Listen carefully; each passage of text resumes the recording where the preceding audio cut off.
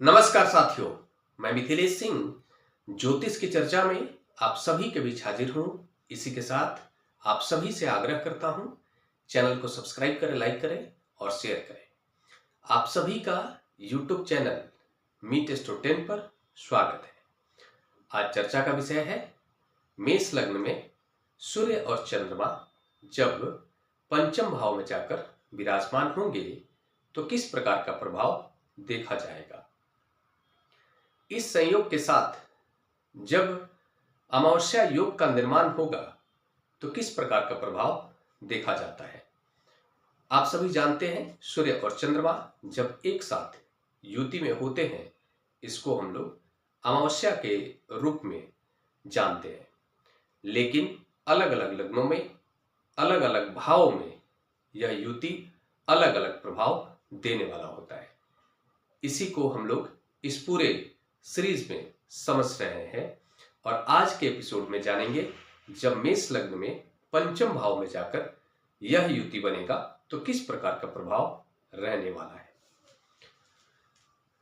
आप सभी के सामने ये मेष लग्न का चार्ट है। पहले भाव में 1 नंबर, आप सभी जानते हैं 1 नंबर राशि मेष राशि होती है और पहले भाव में 1 नंबर लिखा होना हमें बता रहा है कि यह लग्न चार्ट मेष लग्न का चार्ट है। इस लग्न चार्ट में सूर्य और चंद्रमा पंचम भाव में जाकर जहां पर 5 नंबर राशि बन रही है, यहां पर सूर्य और चंद्रमा युति में विराजमान है। इस प्रकार से पंचम भाव में सिंह राशि में अमावस्या योग का निर्माण हो रहा है आज के संयोग में और इसी को हम लोग समझेंगे।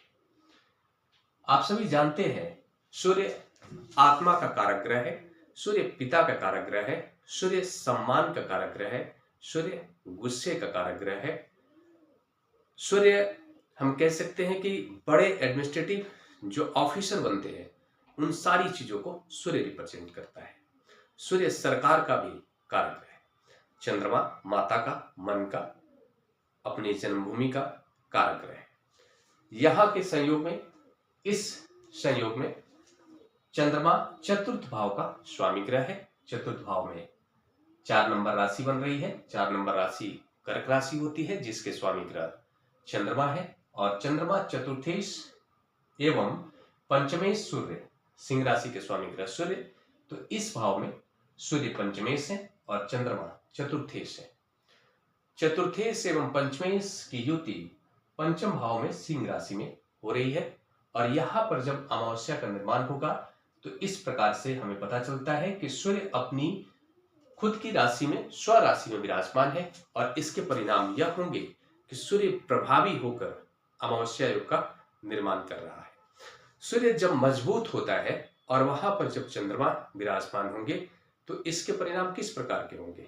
इसके परिणाम इस प्रकार के होंगे कि जातक का जो मन होगा बहुत ज्यादा आत्मविश्वास से भर जाएगा, बहुत ज्यादा अहंकारी भी यह जो संयोग है बना देता है। इसके साथ ही ऐसा जो जातक होता है बहुत ही कॉन्फिडेंट होता है, मान सम्मान की विशेष इच्छा रखने वाला होता है। ऐसा जो जातक होता है कहीं भी रहेगा वो अपना नियंत्रण बनाकर रखने का प्रयास करता है। ऐसा जातक किसी के भी अंडर काम करना बिल्कुल भी पसंद नहीं करता है। ऐसा जो जातक होता है मनमानी तरीके से अपना कार्य करने वाला होता है। ऐसा जातक हम कह सकते हैं कि राजा के स्वभाव वाला होता है। आज के संयोग में यह भी कहेंगे कि चंद्रमा सूर्य के विशेष प्रभाव से पीड़ित है और इसके परिणाम क्या होंगे। ऐसा जो जातक होगा हो सकता है कि उसे माता का सुख कम प्राप्त हो या फिर ऐसा जो जातक होगा खुद की माता पर भी अपना नियंत्रण रखने का प्रयास करे। साथ में एक और बात देखने को मिल रहा है, यहाँ पर चंद्रमा चतुर्थेश सूर्य के साथ युति में, सूर्य मजबूत राशि में। इसके परिणाम यह भी होंगे कि ऐसा जातक अपने जन्म स्थान से दूर भी जा सकता है क्योंकि सूर्य को क्रूर ग्रह के रूप में भी हम सभी जानते हैं और चतुर्थेश का संबंध जब क्रूर ग्रह से होता है तो ऐसा जातक अपना जन्म स्थान छोड़कर बाहर चला जाता है। इसके साथ ही एक और बात है आज के संयोग में, ऐसा जो जातक होगा, ऐसा जातक का संबंध अपने संतान के साथ में अच्छा रहेगा। लेकिन साथ में इस संयोग में जातक के जो संतान होंगे वो अपने पिता की बातों को मानने वाले होंगे, पिता के विशेष प्रभाव में रहेंगे। फिर मैं ऐसा क्यों कह रहा हूं? क्योंकि जातक स्त्री और पुरुष कोई भी हो सकता है। लेकिन एक और बात है कि जातक चाहे स्त्री हो पुरुष हो, तब भी उसका जो मन होगा अपने संतान के प्रति विशेष लगाव रखने वाला होगा, अच्छा संबंध भी होगा। जातक के जो संतान होंगे वो भी जातक से अच्छा संबंध रखेंगे।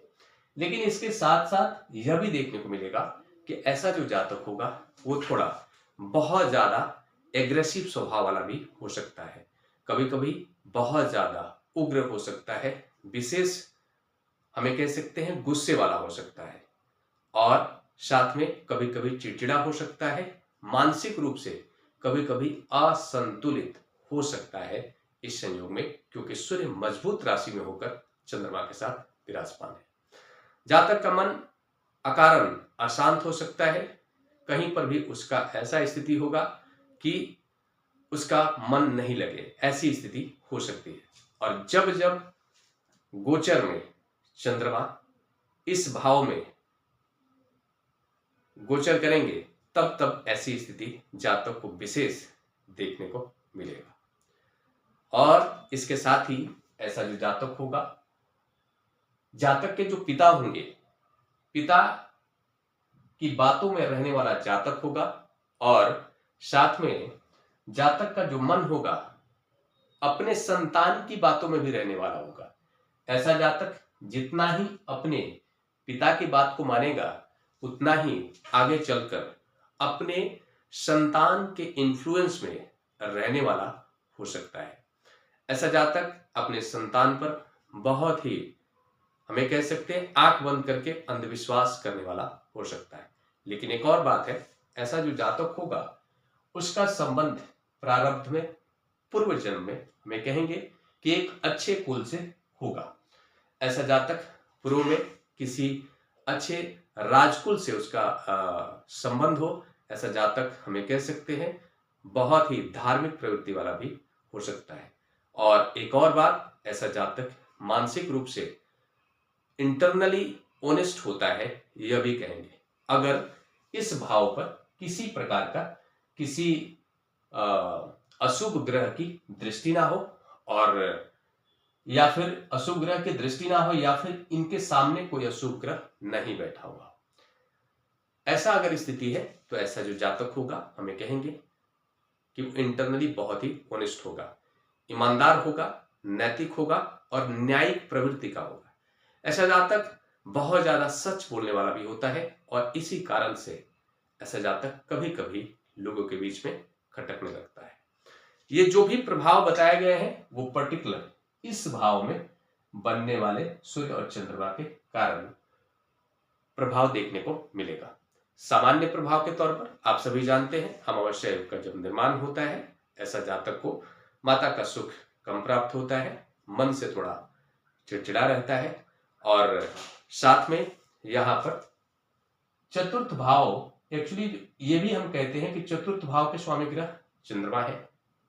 चतुर्थ भाव लग्जरी चीजों का कारक ग्रह है, और चतुर्थ भाव माता का भी कारक ग्रह है, अपना जन्म स्थान भी है, और इस भाव के स्वामी ग्रह सूर्य के साथ युति में है। तो इसके क्या प्रभाव होंगे? इसके प्रभाव इसमें अलग अलग स्थिति देखने को मिलेगा। इसमें सिर्फ ऐसे जातक को मानसिक रूप से अशांति मिलेगी, मानसिक रूप से सुख नहीं मिलेगा, लेकिन ऐसे जातक को जमीन जायदाद लग्जरी चीजों से संबंधित चीजें उसे प्राप्त हो जाएंगी, यह भी कहेंगे। और लेकिन उसे मानसिक रूप से सुख में कमी देखने को मिलेगा। ओवरऑल ये जो प्रभाव बताया गया है पर्टिकुलर इस भाव में बनने वाले संयोग के कारण बताया गया है, और इन प्रभाव में थोड़ी सी कमी, बढ़ोतरी, नकारात्मकता बढ़ सकती है या कम हो सकती है, वो डिपेंड करेगा पर्टिकुलर सभी ग्रहों का प्लेसमेंट किस प्रकार का है पूरे लग्न चार्ट में। इसी के साथ अगले विषय पर चर्चा के लिए आप सभी के बीच में लूंगा। तब तक के लिए मेरा नमस्कार।